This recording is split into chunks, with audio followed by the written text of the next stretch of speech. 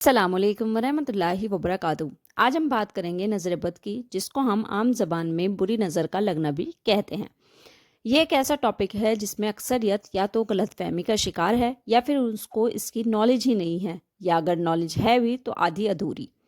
سب سے پہلے تو ایک بات کلیئر کر لیں کہ کوئی بھی چیز انسان کو جب تک نفع یا نقصان نہیں پہنچا سکتی جب تک اللہ کی مرضی نہ ہو۔ یہی سیم کانسیپٹ نظر بد کا ہے۔ بری نظر بھی انسان کو تبھی لگے گی جب اللہ کی مرضی ہوگی۔ آئیے حدیث میں دیکھتے ہیں کہ نظر بد کے بارے میں کیا آیا ہے، جس سے یہ کلیئر ہو جائے کہ نظر بد حق ہے، سچ ہے۔ حدیث میں آتا ہے کہ اگر کوئی چیز تقدیر سے سبقت لے جاتی یعنی آگے بڑھ جاتی تو وہ نظر بد ہے۔ ایک دوسری حدیث میں آتا ہے جس میں نبی کریم صلی اللہ علیہ وسلم نے ایک لڑکی کو دیکھا جس کے چہرے پہ بلیک اسپاٹ ہو گئے تھے، یعنی کالے دھبے پڑے ہوئے تھے، تو نبی کریم صلی اللہ علیہ وسلم نے فرمایا کہ اس کو نظر لگی ہوئی ہے، اس کے اوپر پڑھ کے دم کرو۔ ایک دوسری حدیث میں آتا ہے کہ نبی کریم صلی اللہ علیہ وسلم نے فرمایا کہ اللہ کے حکم اور اللہ کے فیصلے کے بعد جس وجہ سے انسان کی سب سے زیادہ موت ہوگی تو وہ نظر بد ہے۔ یہاں ان حدیثوں کو دیکھ کر یہ بات تو کلیئر ہو گئی کہ نظر بد یا نظر کا لگنا حق ہے، سچ ہے۔ اب آئیے دیکھتے ہیں کہ نظر بد سے اپنے آپ کو، اپنے بچوں کو کیسے پروٹیکٹ کر سکتے ہیں، کیسے بچا سکتے ہیں، کیا اپنے اوپر پڑھ کر دم کر سکتے ہیں۔ سب سے پہلے تو ہمیں چاہیے صبح اور شام کے اذکار جو بھی صحیح حدیث سے ثابت ہیں ان کی پابندی کریں۔ دوسری چیز، ہر فرض نماز کے بعد معوذتین یعنی 2 صورتیں اللہ کے نبی صلی اللہ علیہ وسلم نے بتائی ہیں، سورہ فلق اور سورہ ناس، ان دونوں صورتوں کو لازمی اور ہر نماز کے بعد پڑھیں۔ حدیث میں آتا ہے کہ نبی کریم صلی اللہ علیہ وسلم ہر نماز کے بعد یہ صورتیں یعنی سورہ اخلاص، سورہ فلق اور سورہ ناس پڑھ کر اپنے ہاتھوں پر دم کرتے اور اپنے پورے بدن پر پھیر لیا کرتے تھے۔ اس لیے ہمیں بھی چاہیے کہ ہم بھی ان تینوں صورتوں کو دم کر کے اپنے پورے بدن پر پھیر لیا کریں۔ ایک دوسری حدیث میں آتا ہے جس میں نبی کریم صلی اللہ علیہ وسلم نے فرمایا کہ اپنے گھروں کو قبرستان مت بناؤ اور اپنے گھروں میں سورہ بقرہ کی تلاوت کیا کرو۔ سورہ بقرہ کی فضیلت میں آتا ہے کہ جس گھر میں سورہ بقرہ کی تلاوت ہوتی ہے اس گھر میں شیطان انٹر نہیں ہوتا ہے، اس لیے ہمیں چاہیے اپنے گھروں میں سورہ بقرہ کی تلاوت کیا کریں۔ اسپیشلی سورہ بقرہ کی آخری 2 آیتیں یعنی 185 اور 186، ان کی فضیلت کے بارے میں آتا ہے کہ انسان کو چاہیے رات کے وقت ان 2 آیتوں کی تلاوت کیا کرے، تو یہ 2 آیتیں اس کے لیے کافی ہو جائیں گی۔ ایک دوسری حدیث میں آتا ہے کہ جو صبح اور شام کے اذکار ہیں ان میں آیت الکرسی کو شامل کر لیں۔ آیت الکرسی جو شخص صبح کو پڑھ لے تو وہ اس کی شام تک ہر شر سے، ہر برائی سے حفاظت کرے گی، اور اگر شام کو کوئی پڑھ لے تو اس کی صبح فجر تک ہر شر سے، ہر برائی سے حفاظت کرے گی۔ اب بات کرتے ہیں بچوں کی، ایک خاص دعا کے بارے میں جو نبی کریم صلی اللہ علیہ وسلم نے سکھائی ہے۔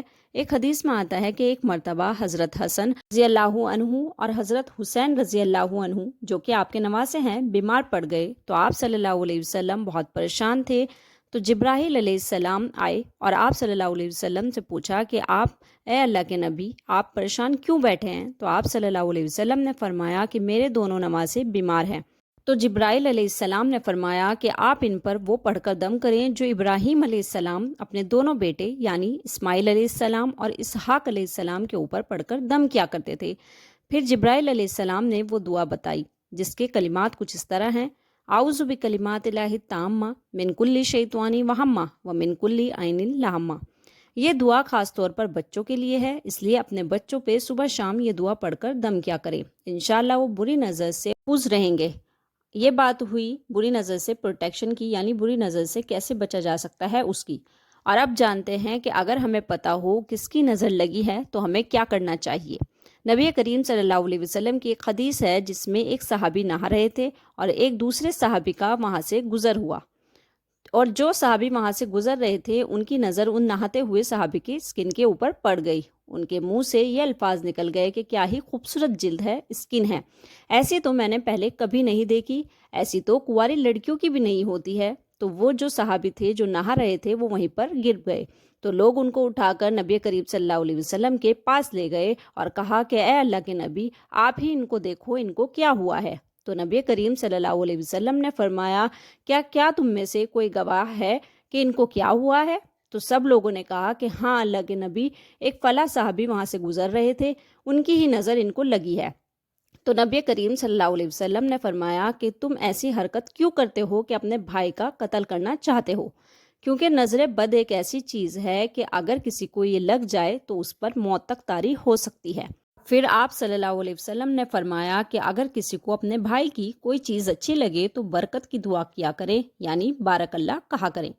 اس لیے ہمیں چاہیے کہ ہم کسی کی کوئی بھی چیز دیکھیں یا کوئی چھوٹا بچہ دیکھیں تو ماشاء اللہ یا بارک اللہ کہا کریں۔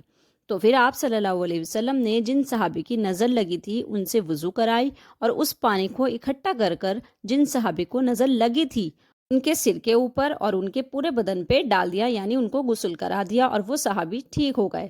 اس سے ہمیں یہ پتہ چلا کہ اگر پتہ ہو کس کی نظر لگی ہے تو اس کا علاج آسانی سے کرا جا سکتا ہے۔